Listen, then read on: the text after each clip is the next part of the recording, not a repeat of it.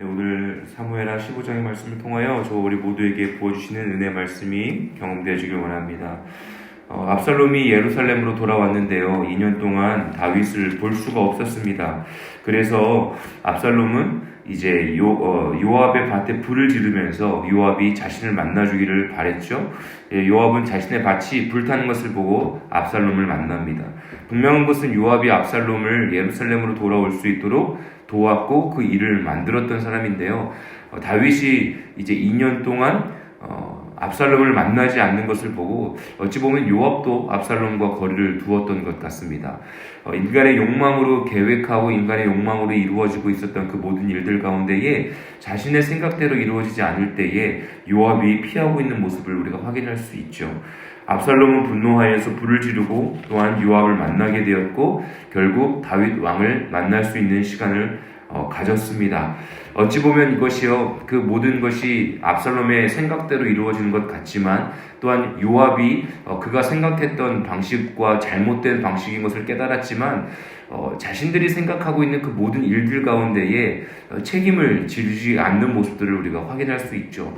요압은 자신이 만든 일들 가운데에 어떤 다윗 왕에게 이야기를 하면서 아들과 화해할 수 있는 시간들을 만들어주든지 아니면 충신으로서 다윗 왕에게 또한 그의 마음을 이야기하든지 아니면 자신의 잘못을 인정하고 회개하며 아버지 앞에 나와 용서를 구하든지 아니면 그 모든 것 가운데에 아비된 자로서 또한 왕으로서 하나님께 묻고 나아가 주님께서 주시는 아버지께 하나님께서 주시는 말씀을 또한 그의 아들에게 하든지 어떤 이 다윗과 요압과 요나단 압살롬 이 모든 자들이 지금 하나님 아버지 앞에서 이렇게 뭔가 투명하고 클리어하지 못한 모습들을 계속해서 확인할 수가 있습니다.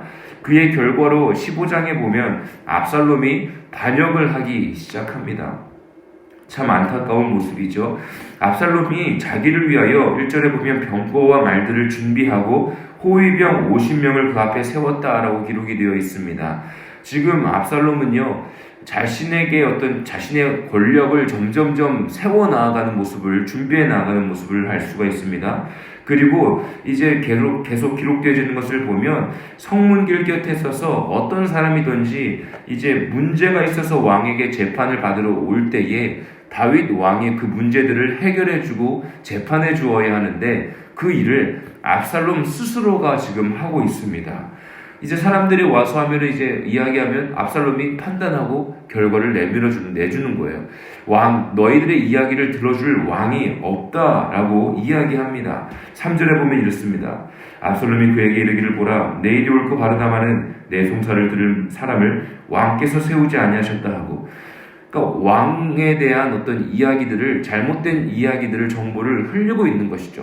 너희들의 이야기를 옳고 그른 것들을 판단해 줄 사람을 세우지 않았다. 왕이 지금 그러한 사람들을 세우지 않았다. 내가 그러니까 하겠다라고 이야기하는 것이죠. 그래서 4절에 보면 이렇게 이야기하죠. 이 땅에서 재판관이 되고 누구든지 송사나 재판할 일이 있어 내게로 오는 자에게 내가 정의를 베풀기를 원하노라. 왕이 세우지 않았지만 내가 스스로 이제 그 어떤 문제에 대해서 해결해 주겠다. 내가 정의를 이 땅 가운데 세우겠다라고 이야기하고 있습니다. 그랬을 때에 왕의 행세를 압살롬이 하기 시작하는 것이죠. 그런 일들을요, 7절에 보면 4년 동안 했습니다. 4년 만에 압살롬이 왕께 아뢰되 라고 기록되어 있죠. 그럼 이제 그 4년이라는 시간 가운데 계속해서 압살롬은요, 사람들의 문제들을 이렇게 해결해주면서 왕의 위치에서 스스로 왕 노릇을 하는데 6절 하반절에 보면 이렇게 기록되어 있습니다. 이스라엘 사람의 마음을 압살롬이 훔치니라 라고 기록되어 있습니다. 이 훔치니라에 우리가 한번 봅시다. 압살롬은요, 어떤 올바른 방법으로 이스라엘 백성들의 마음을 얻은 것이 아니었습니다. 하나님께서 압살롬을 택하셔서 당연히 이 당시에 지금 사사시대 이후에 인간이 어떤 우리들에게도 주변국처럼 왕을 좀 주십시오라고 하는 이스라엘 백성들의 이야기에 응답하셔서 사무엘을 택하시고 선지자 사무엘에게 말씀하셔서 사울 왕을 택하셨죠. 그리고 다윗 왕을 선택하셨죠. 이 모든 과정 가운데에 하나님의 말씀이 있었습니다. 하나님께서 택하시는 왕들이 있었습니다. 기름 부으심이 있었습니다. 그럼에도 불구하고 지금 이 압살롬은요, 하나님께서 허락해 주신 어떠한 개입도 기록되어 있지 않은 것들을 볼 수가 있죠. 하나님이 인도하심이 없는 상황에서 스스로 그 모든 일들을 계획하면서 이스라엘 백성들의 마음을 훔쳐버린 것입니다. 인간의 방법으로 어떻게 하면 사람들의 마음을 나에게 집중시킬 수 있는지 너무나 잘 아는 것이었죠. 우리 14장에도 보면 압살롬은 발바닥 끝에서부터 머리 정수리까지 흠이 하나도 없었다라고 이야기합니다. 그의 머릿결이 얼마나 좋았으면 사람들이 보기에 너무나 아름다운 자였다라고 이야기할 정도였죠. 사람들의 마음을 아주 쉽게 훔칠 수 있는, 어찌 보면 인간이 보기에 아주 멋있는 자였을 것입니다. 그런데 하나님이 보시기에는 왕으로서 부르심이 없었던 것이죠. 하나님 아버지 앞에 자신이 가지고 있었던 죄에 대해서 해결할 모습들을 보이지 않았습니다. 하나님이 보시기에 합당한 자의 모습이 아니었던 것이죠. 4년 동안의 그러한 일들을 행하다가 드디어 이제 다윗 왕 앞에 나아갑니다. 그러면서 이야기하는 것은 청하건대 내가 헤브론에 가서 그 소원을 이루게 하소서라고 이야기합니다.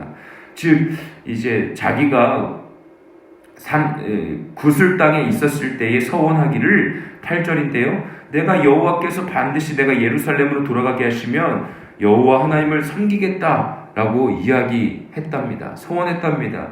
그리고 9절에 보면 왕이 그에게 이르되 평안히 가라 하니 그가 일어나 헤브론으로 가니라라고 기록되어 있습니다. 4년 만에 다윗 왕을 만났는데 다윗 왕에게 하는 이야기가 내가 구슬 땅에 있을 때, 즉 3년 동안 이제 암논을 죽이고 구슬 땅으로 도망갔었을 때 그곳에서 내가 여호와께 이제 정말로 이제 기도하였던 것은 서원하였는데 만일 내가 예루살렘으로 돌아갈 수 있다면 내가 정말 여호와를 섬기겠습니다. 내가 헤브론으로 가서 여호와를 섬길 수 있도록 예배할 수 있도록 나를 보내주십시오라고 이야기합니다. 지금 압살롬은요 처음부터 끝까지 거짓말을 하고 있습니다. 어떻게든 사람의 마음을 사기 위하여서 그 자신이 가지고 있는 계략을 이루기 위하여서 하나님의 이름을 팔면서까지 자신의 어떤 소원을 했다라고 하나님 아버지 앞에 거짓으로 이야기하면서까지 자신의 계획을 이루기 위하여 노력하고 있습니다. 그런데 한 가지 더 생각해 볼 수 있는 것은요, 그럼 4년 동안 다윗은 도대체 무엇을 한 것입니까? 알지 않았겠습니까? 4년 동안 자신의 아들이 압살롬이 성문길 서서 사람들의 문제들을 해결해주고 사람들의 마음을 훔칠 때까지 왜 가만히 있었겠습니까? 다윗이 왕권 위에서 왕의 자리 위치에서 하나님이 주신 지혜와 하나님을 경외하는 마음으로 나라를 다스리지 못하고 있는 상황들을 저와 우리 모두가 확인할 수 있는 것입니다. 그의 마음에 문제가 있었습니다. 그의 마음 가운데에 여전히 바세바를 범하고 그리고 하나님께서 그에게 말씀하셨던 그 일들이 기억에 날 것입니다.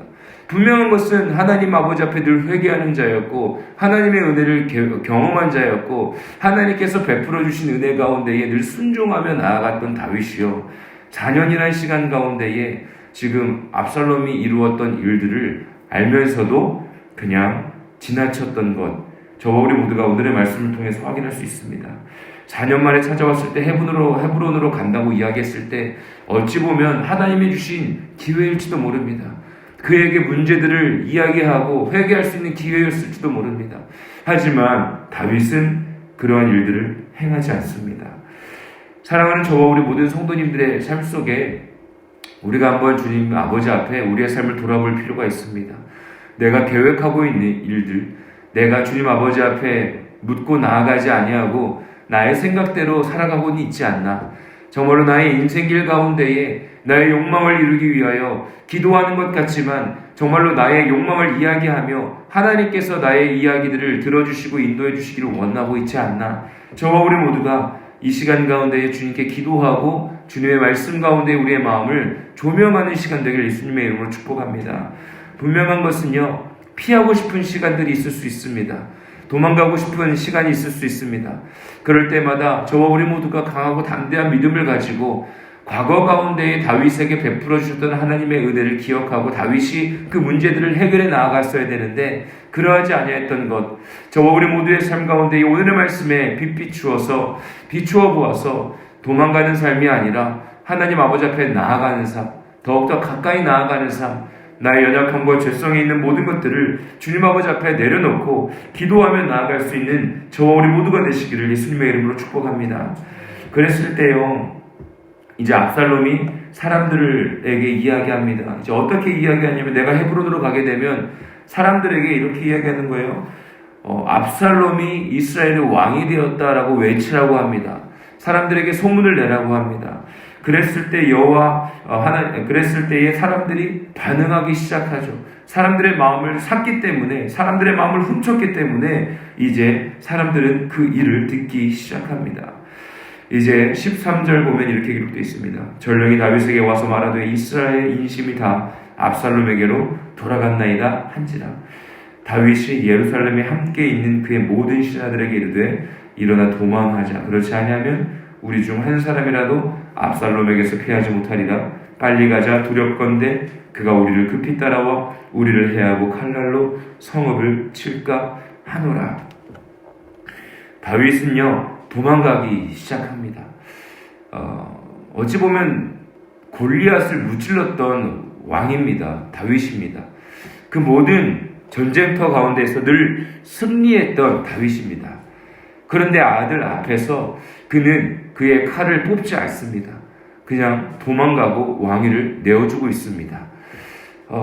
이 모습이요, 참 슬프기도 하고 어찌 보면 인간적으로 이해가 되기도 하고, 하지만 한편으로 하나님이 보시기에 하나님이 말씀하시고 인도하시는 그 길 가운데 세워주셨고, 그렇다면 올바로 나라를 이끌고 또한 자녀들에게 양육해야 했던 상황 가운데에 다윗이 한 번 무너지고 난 이후에, 밧세바를 범하고 난 이후에 그의 삶이 어찌 보면 하나님 아버지 앞에 다시 회개하고 옷을 고쳐 입고, 하나님 또한 솔로몬을 허락해 주셨고 은혜를 베풀어 주신 그 시간 가운데에 계속해서 하나님의 뜻을 묻고 더욱더 믿음의 굳건함을 위하여서 회개하고 자녀들에게 양육했어야 하는데, 그러지 못한 모습이 오늘의 모습, 도망자의 모습으로 다시 변하게 되어진 것이죠.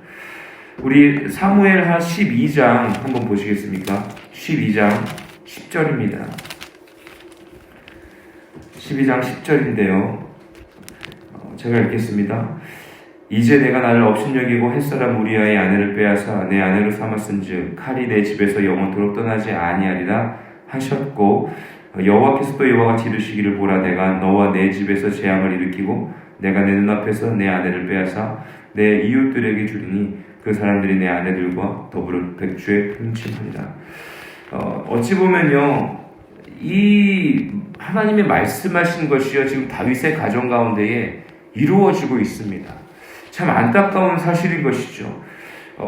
사랑하는 저 우리 모두의 삶 가운데요, 하나님께서 주신 어떤 은혜의 말씀, 하나님께서 주시는 은혜의 선물이 열매 맺어지고 체험되어지는 삶이 되길 예수님의 이름으로 축복합니다. 다윗이 한번 넘어졌을 때요, 그 넘어짐 가운데에 하나님 아버지께서 진노하셨고 그의 가정 가운데에 이러한 지금 어려움이 임할 것이다라고 말씀하셨고요, 다윗의 가정 가운데 실제적으로 그런 일들이 지금 일어났습니다. 그의 가정 가운데 칼부림이 끊이지 않습니다. 그런 이야기를 들었을 때요, 다윗은요 회개하고 주님 아버지 앞에서 다시 한번 자신의 삶 가운데 하나님의 영광의 은혜가 임하도록, 그의 가정을 버리지 아니하시도록 주님 아버지 앞에 기도하고 끊임없는 회개 가운데에 하나님의 마음이 다시 그에게 긍휼함으로 임할 수 있도록 기도하는 시간들 가운데에 그가 더욱더 집중하였어야 될 텐데, 그러하지 못한 결과로 지금 이 가정 가운데에 어려움이 임하게 되었습니다. 사랑하는 저 우리 모든 성도님들, 예수 그리스도의 십자가의 대속의 은혜가요 우리의 삶을 변화시켰습니다. 십자가의 사랑이요 우리의 삶을 변화했습니다. 그런데 저와 우리 모두는요 인간으로 살아가면서 그 십자가의 은혜의 능력을 그렇게 중요하지 않게 생각하는 삶을 살아갈 때가 너무나 많이 있습니다. 그냥 머리로만 아는 거예요. 그냥 나를 구원해 주셨다라는 정도까지만 아는 거예요. 그러면 이 세상 가운데서 그냥 하나님이 나를 구원해 주셨으니까, 십자가의 은혜로 보혈로 나를 용서해 주셨으니까 그냥 보험처럼 생각하는 거예요. 어느 문제가 있으면 그냥 내가 기도하면 되겠지라고 정도까지로밖에 생각 안 하는 거예요.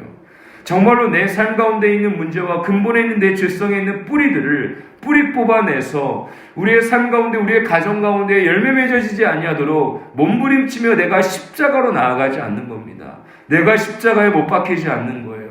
내가 주님과 함께 그 십자가의 은혜를 경험하기 위하여 주님의 길에 동참하지 않는 것입니다.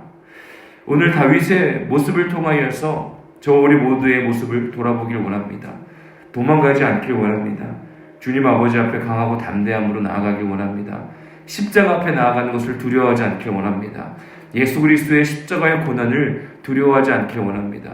십자가 앞에서 부활하시고 우리에게 은혜 허락하여 주셨던 그 크신 은혜와 사랑 가운데에 우리의 가정과 일터와 더 나아가선 내가 먼저 스스로 건강하게 세움받는 주님의 자녀 되길 예수님의 이름으로 축복합니다. 그럴 때요, 죄의 뿌리의 열매가 우리의 가정 가운데 맺어지는 것이 아니라 하나님의 영광의 은혜의 열매들이 맺어질 줄로 믿습니다. 이제 신약 시대 가운데에 예수 그리스도의 제자들을 택하시고 사도들이 하나님의 그 크신 은혜와 사랑 가운데 십자가의 부활의 은혜를 경험하고 성령의 세례를 받고 그들의 복음을 선포하며 살아가지 않습니까? 그들의 삶이 영광의 삶을 위하여 쓰임받지 않습니까? 저 우리 모두의 삶도 그렇게 될 수 있을 줄로 믿습니다. 그렇게 살고 있을 줄로 믿습니다. 오늘 하루를 주님께 맡겨드리고요, 죄의 열매들이 우리의 삶 가운데 맺어지지 못하도록 회개하며 주님의 은혜를 구하시며 함께 오늘 하루를 시작하는 저 우리 모든 성도님들 되시기를 예수님의 이름으로 간절히 축복합니다. 아멘.